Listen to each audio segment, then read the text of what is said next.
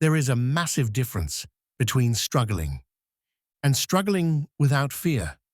Most people don't know that second state exists. They think stress is adulthood. They think anxiety is maturity. They think the tight feeling in their chest is just being responsible. But what they're actually experiencing is financial survival mode. And survival mode quietly shapes everything. It shapes the jobs you accept, even when you hate them. It shapes the risks you avoid, even when they could change your life. It shapes the way you stay silent in negotiations, relationships, and opportunities. It shapes how far ahead you allow yourself to think. You believe you're making logical decisions, but you're not. You're making defensive ones. There is a moment, quiet, uncelebrated, and almost invisible, when that pressure finally eases. Not because you suddenly get rich, not because your lifestyle upgrades, not because money stops being a concern, but because fear stops controlling every choice. That moment happens when you build a buffer. And for most people, that buffer begins around one very specific number: $1,000 per month, passive, consistent, unattached to your daily labor. On the surface, it looks insignificant. In reality, it rewires how your brain operates.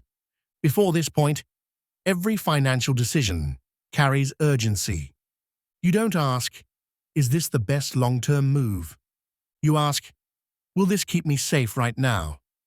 You don't negotiate strongly. You don't wait patiently. You don't walk away from bad offers, because you can't afford uncertainty. This isn't a motivation problem. It isn't a discipline problem. It's biology. When the brain senses instability, it narrows your thinking. It prioritizes immediate survival over future advantage. That response once kept humans alive. Today, it keeps people financially trapped. Now imagine what changes when a reliable $1,000 appears every single month.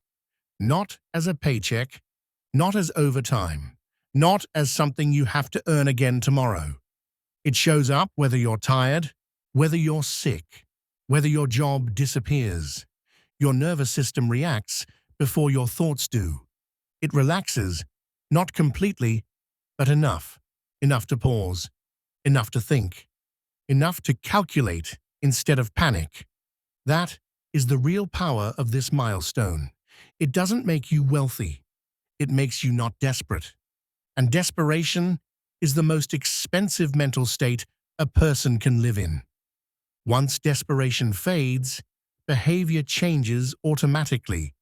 You stop accepting the first offer. You stop clinging to certainty at all costs. You stop choosing safety over growth.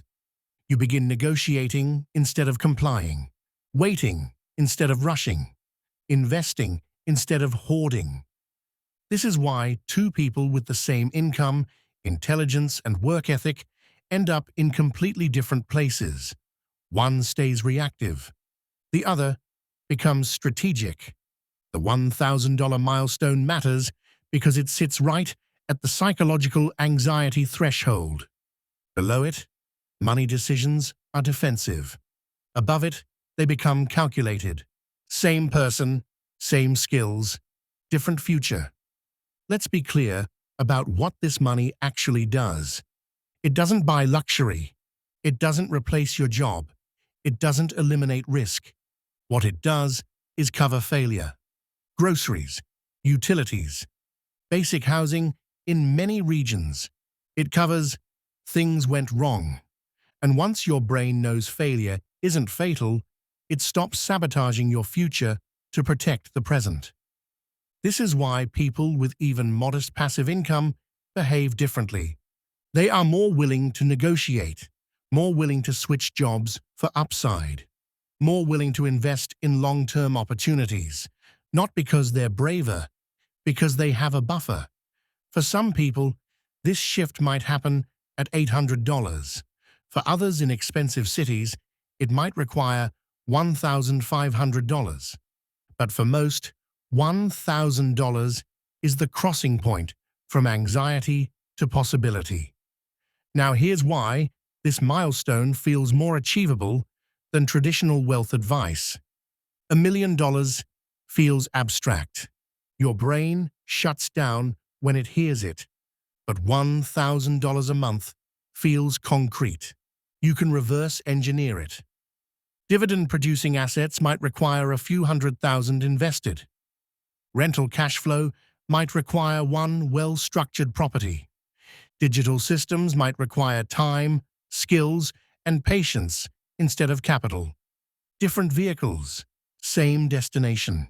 And every dollar you add toward that goal reduces anxiety before you ever reach it.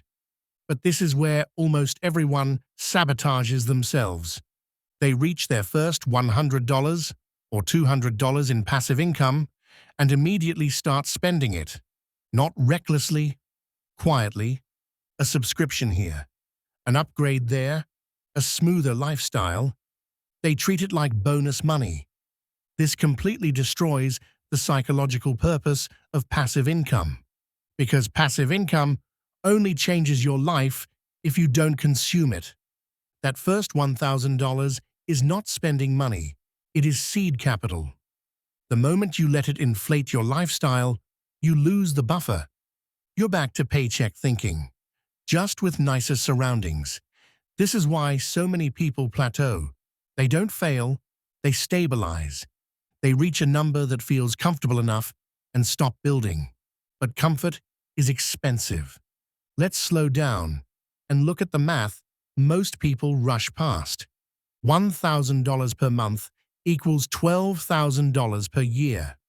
If reinvested consistently into assets earning reasonable long-term returns, that $12,000 compounds.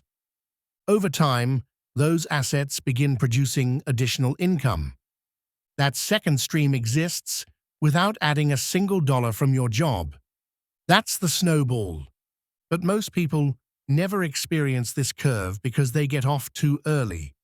They trade future leverage for present comfort. Every dollar spent from that first stream has an opportunity cost. A $50 monthly habit doesn't just cost $50. It costs future income. A $200 lifestyle upgrade today quietly delays financial independence tomorrow. This isn't about deprivation. It's about awareness. People who build lasting wealth don't think in terms of price. They think in terms of future value. They ask, is this worth delaying freedom? Most purchases are not. Now imagine protecting that first milestone, not celebrating it publicly, not upgrading your identity around it, not rewarding yourself prematurely, just reinvesting it. Year 1, the stream stabilizes. Year 2, it grows. Year 3, momentum becomes obvious. By year 5, the number feels unreal compared to where you started. And the biggest change isn't financial, it's psychological. You stop asking, can I do this? And start asking, how far can this go? Scarcity thinking turns into optimization thinking. You stop reacting to money. You start directing it. This is why the path from $1,000 per month to $10,000 per month is shorter than the path from $0 to $1,000. Once belief is solved, execution becomes the only challenge. But this stage is also dangerous. Friends assume you're doing well. Expectations rise.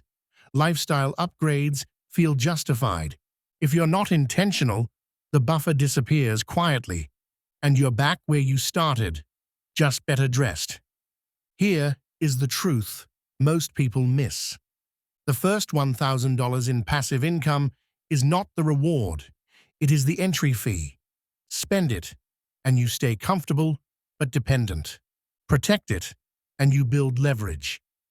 This milestone does not make you rich. It makes you calm. And calm people make better decisions than stressed people ever could. That is the real transformation. Remember this when your first passive dollar arrives, because everything changes after $1,000 a month, but only if you don't sabotage it.